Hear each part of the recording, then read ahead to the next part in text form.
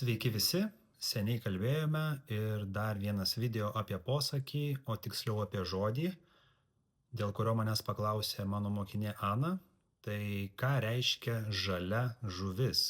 Visų pirma, turbūt jau visi žinome, kad žalia yra spalva, pavyzdžiui, brokolis yra žalias, agurkas, salieras ir taip toliau, bet žalia žuvis tai yra ne spalva, o tai reiškia, kad žuvis nėra termiškai apdorota, taip?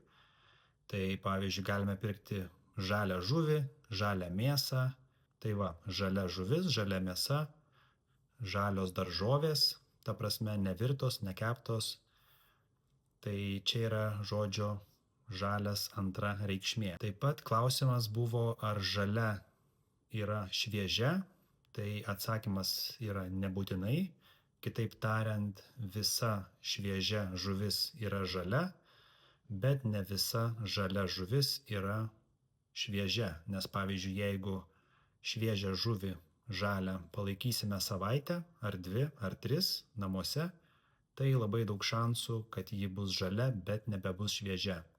Dar daugiau, sakome, kad pavyzdžiui, aš esu žalias sporte, tai reiškia, kad aš ničnieko sporte nesuprantu. Arba pavyzdžiui, jis yra žalias, nežinau, keramikoje. Tai reiškia, kad jis neturi supratimo, kas yra ta keramika. Tai toks naudingas video ir pasimatysime kituose video. Iki.